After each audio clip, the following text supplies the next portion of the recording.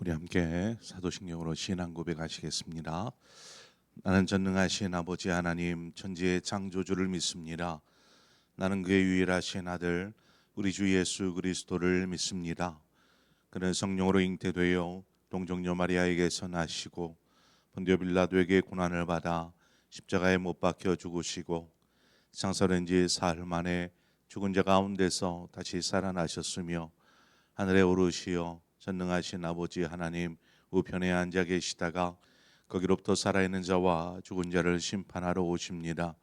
나는 성령을 믿으며 거룩한 공교회와 성도의 교제와 죄를 용서받는 것과 몸의 부활과 영생을 믿습니다. 아멘. 우리 함께 찬송가 264장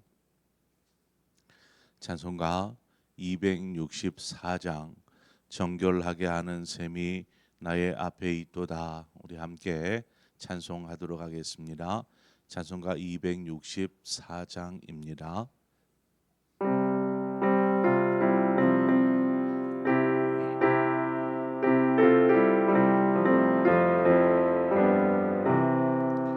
정결하게 하는 셈이 나의 앞에 있도다. 성령께서 권고하시 죄 씻으라 하시네.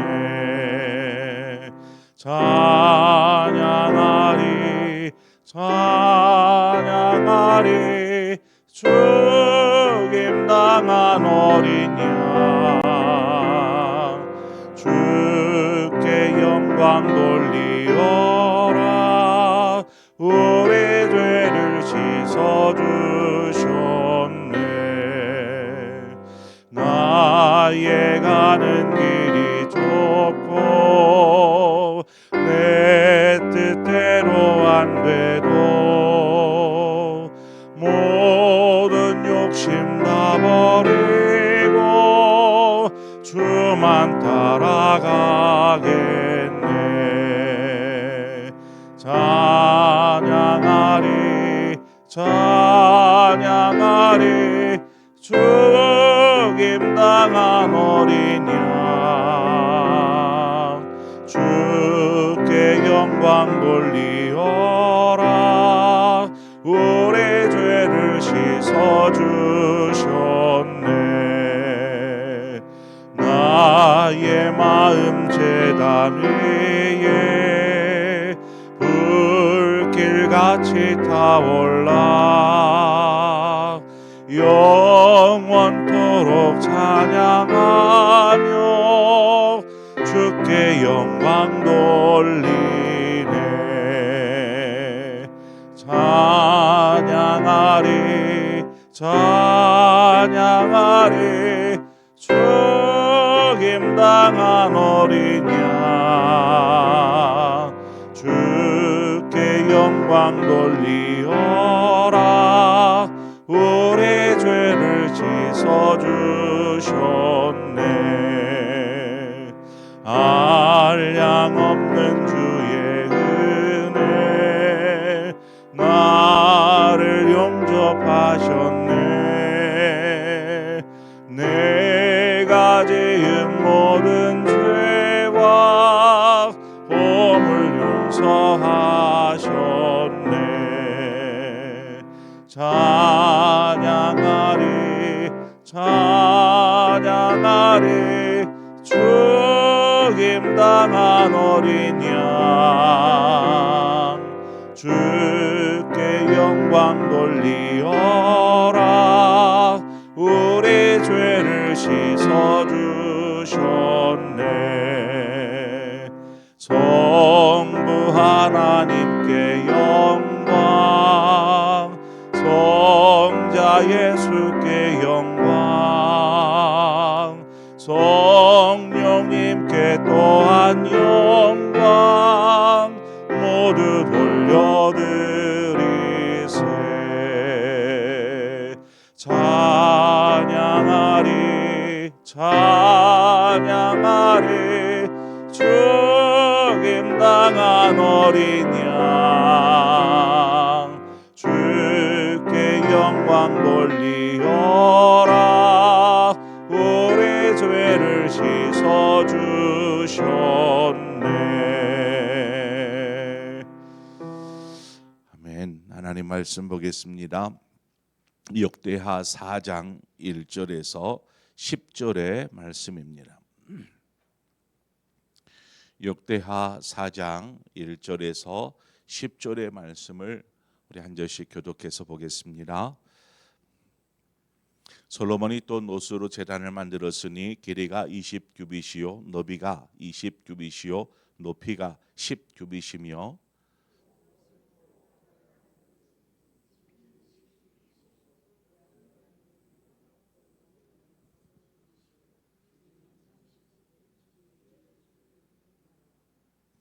그 가장자리 아래에는 돌아가며 소 형상이 있는데 각 규빗에 소가 10마리씩 있어서 바다 주위에 둘렀으니 그 소는 바다를 부어 만들 때에 두 줄로 부어 만들었으며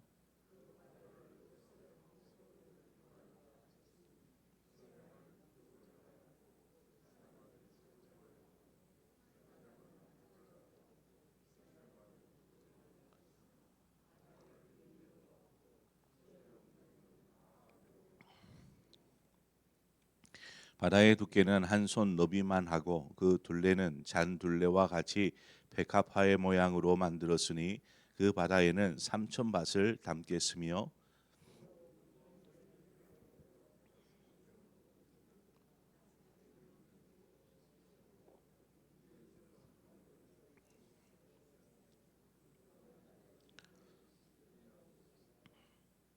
또 규례대로 금으로 등잔대 10개를 만들어 내전 안에 두었으니 왼쪽에 5개이요 오른쪽에 5개이며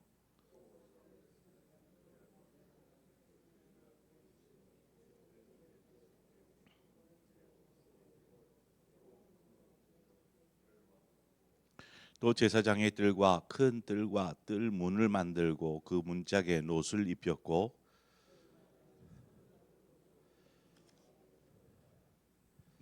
아멘. 오늘 본문은 1절부터 6절까지는 이제 성전 마당, 성전 뜰에 있는 물건들, 곧 번제단과 또 바다, 물두멍 이것들에 관한 내용입니다. 그리고 7절, 8절로 가보면 이제는 성소 안에 있는 빛이 된 중요한 기구들인 등잔대, 촛대죠. 그리고 진설병을 놓을 수 있는 상 이것과 또 대접에 관한 내용이 기록되어져 있습니다. 번제단은 제사에서 어떻게 보면은 가장 중요한 물건이라고 할 수 있죠. 번제단은 이 놋으로 이렇게 만들었는데 그 길이와 너비가 20규빗이다 이렇게 기록되어 있습니다. 높이는 10규빗이고 정사각형 20규빗의 정사각형으로 되어 있는 이 번제단, 그러니까 가로 세로가 10m가 되는 것입니다. 10m. 높이는 5m가 되는 번제단, 정말 큰 번제단이 만들어졌지요. 근데 우리가 생각해 볼 것은 이것이 5m이면 그 위에다가 희생 제물을 제사장이 가져다가 올려야 되는데 5m가 되면 이걸 어떻게 올렸을까? 이것들이 이제 궁금할 수 있습니다.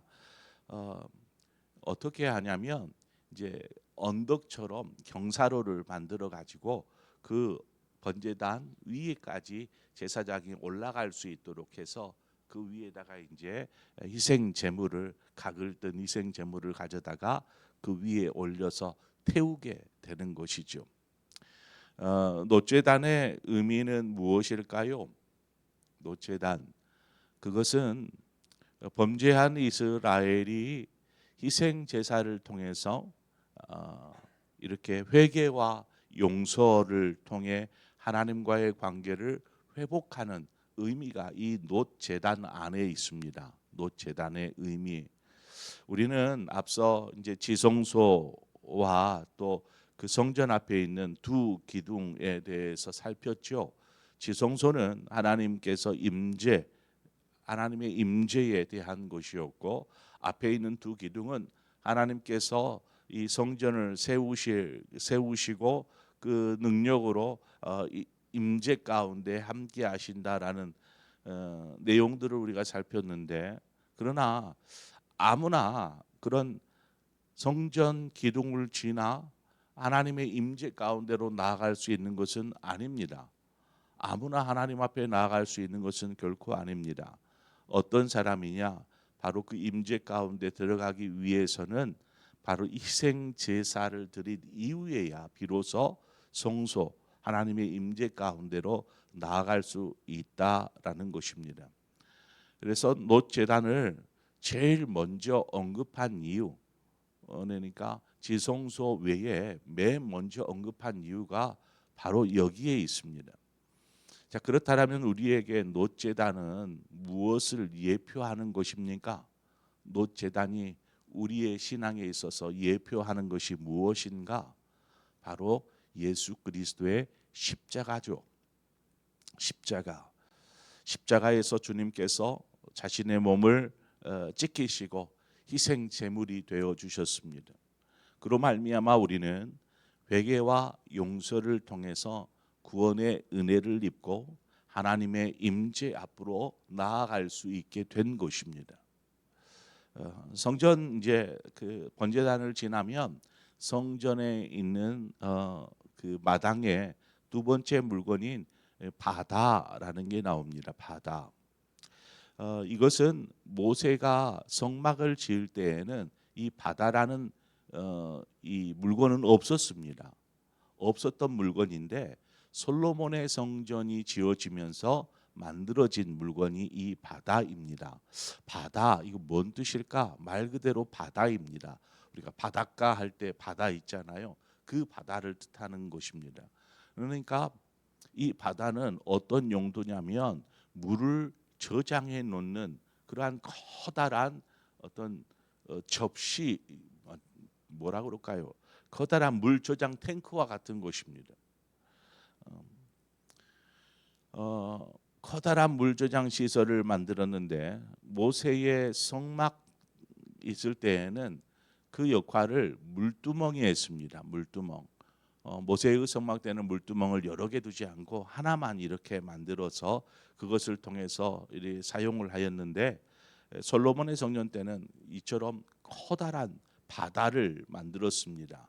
그리고 별도로 물두멍을 10개를 만들어서 비치해 놓았습니다. 왜 바다와 함께 여러 개의 물두멍이 이렇게 필요했을까? 왜 그렇게 많이 만들었을까? 그것은 모세의 때보다는 광야를 지날 때다 보니까 그렇게 많은 어떤 제물이 하나님 앞에 드려지지는 못하였습니다. 그러나 솔로몬의 때로 오면서 제사의 규모 자체가 이게 훨씬 커진 것이죠.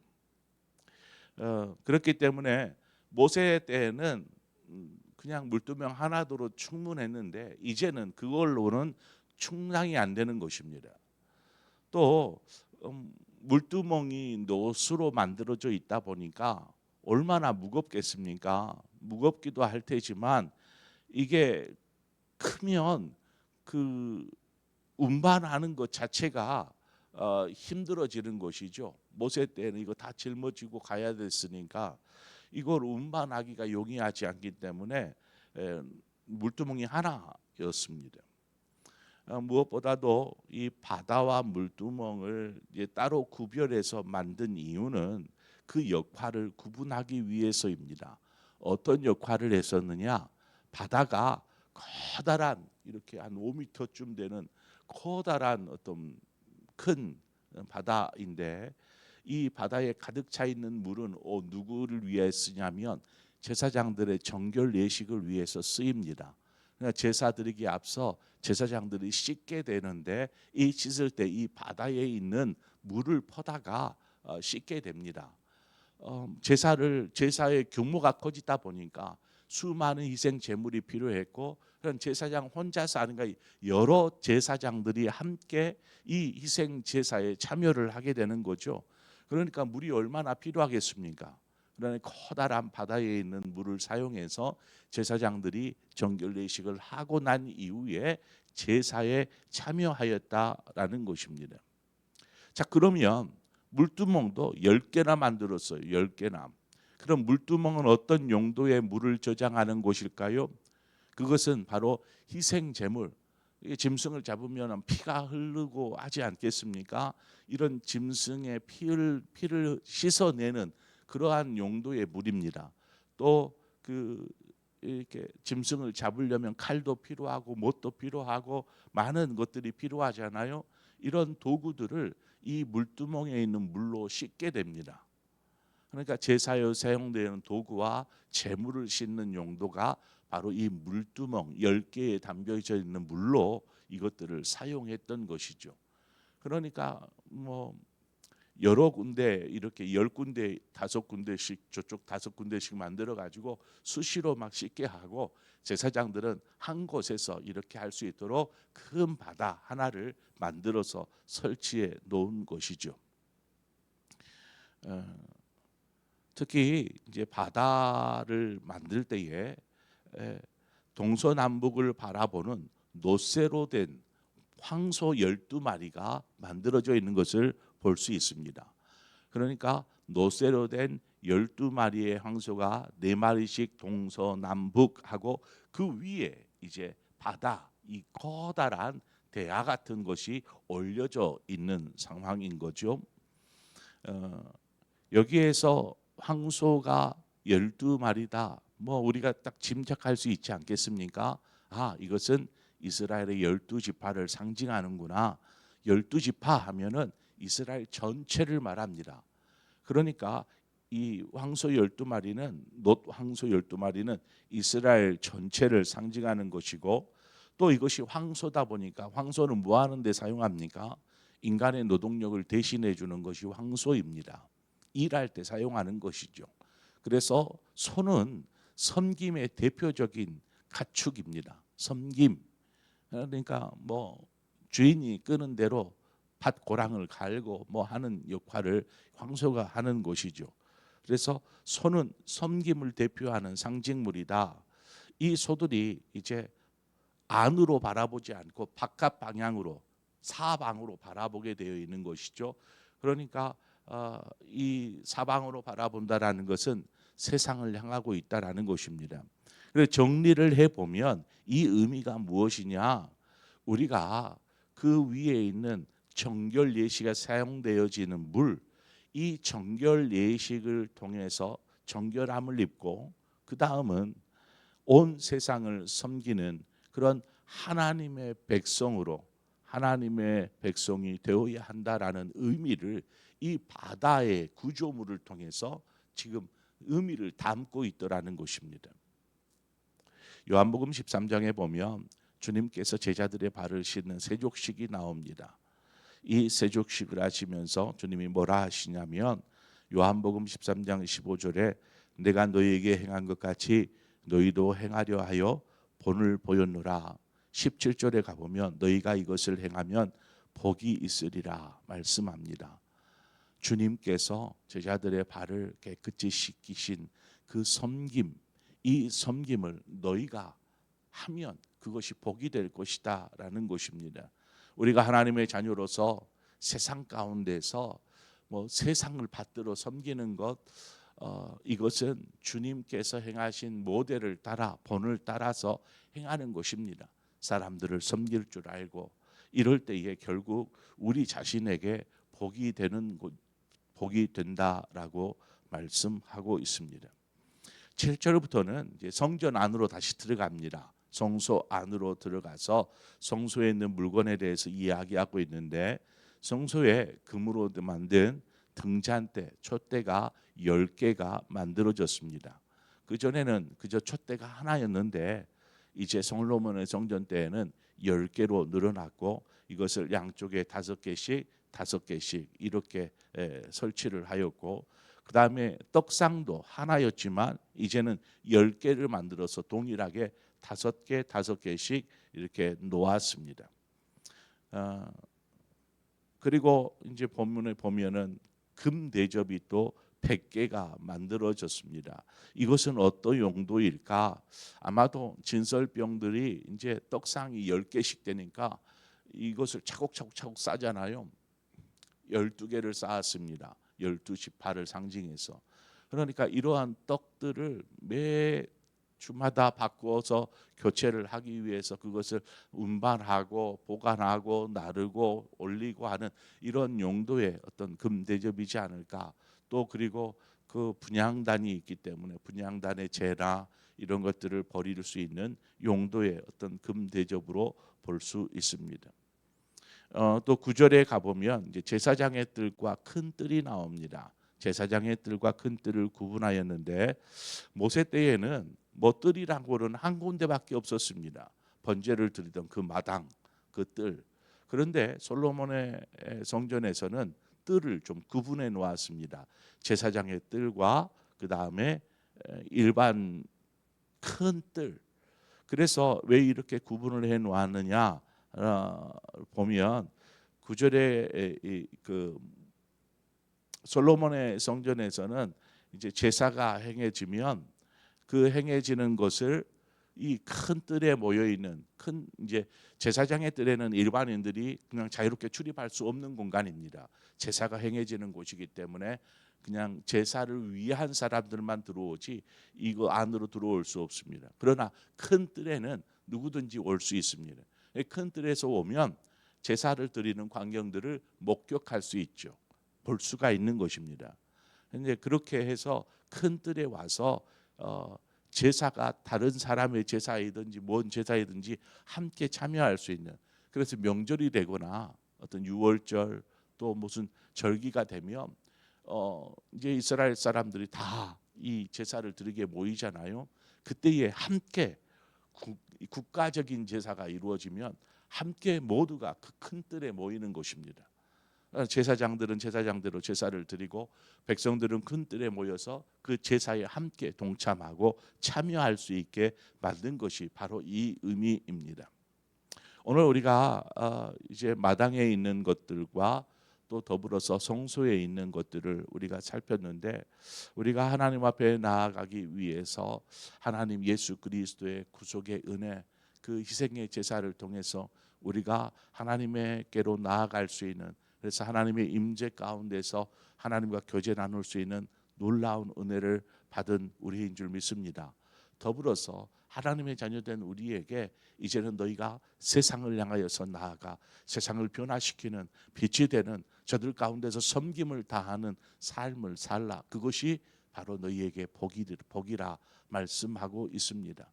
그래서 우리의 삶이 그 성소의 촛대는 결코 꺼져서는 안 되는 것처럼 빛처럼 이 세상 가운데 빛나고, 하나님의 그 너희는 세상의 떡이라 말씀하신 것처럼 우리가 빛이요 떡인 것처럼 우리가 삶의 자리에서 정말 하나님의 영광이 되고 기쁨이 되어지는 저와 여러분의 복된 삶이 되어지기를 축원합니다. 함께 기도하겠습니다. 좋으신 하나님 아버지, 하나님 우리로 하여금 죄 많고 또 더러운 우리이지만 우리를 정결하게 하시고 우리를 새롭게 하셔서 하나님의 임재 가운데 나아가 하나님과 함께 그 임재 가운데서 교제하며 기쁨을 나눌 수 있도록 인도하여 주신 것을 감사합니다. 이제 우리가 하나님의 자녀가 되어 싸우니 하나님의 자녀답게 주님의 행하신 것처럼 본을 받아 우리가 세상 사람들을 향하여서 그 사랑 전하고 저들을 섬기며 그곳에 빛으로 또 귀한 소금처럼 서가는 우리 모든 삶이 될 수 있도록 축복하여 주시옵소서. 예수 그리스도의 이름으로 기도합니다. 아멘. 오늘 우리가 주신 말씀처럼 하나님, 우리가 세상 가운데서 어떤 삶을 살아야겠습니까? 어떤 모습으로 하나님 앞에 드려져야겠습니까? 우리가 묵상하면서 함께 기도하기를 원합니다. 그리고 더불어서 기도할 때에 우리 환우들을 위해서 우리 교회에 환우들을 위해서 기도해 주십시오. 우리 연로하신 어르신들을 위해서 또한 기도해 주시고 더불어서 우리 다음 세대들을 위해서 함께 기도하기를 원합니다. 하나님께서 우리 다음 세대들, 우리 유치부, 아동, 중고, 청년들 이들을 믿음 안에서 잘 성장할 수 있도록 하나님이 인도하시고 특별히 수고하는 사역자들과 교사들을 위해서도 기도해 주시고 우리 교회를 생각하시는 대로 교회를 위해서 또 우리 사순절 가정 예배를 위해서도 우리가 함께 기도하며 나아가겠습니다. 그리고 여러분 각자의 기도의 제목으로 기도하시다 자유롭게 돌아가시겠습니다. 함께 기도하겠습니다. 주신 하나님 아버지 은혜와 사랑을 감사합니다. 하나님께서 오늘 이 새벽 우리를 주님으로 불러주신 것을 감사합니다. 하나님의 시간 주 앞에 엎드려 나아갈 때에 아버지 우리의 모습들을 다시 돌아보게 됩니다. 오늘도 하나님 정결함으로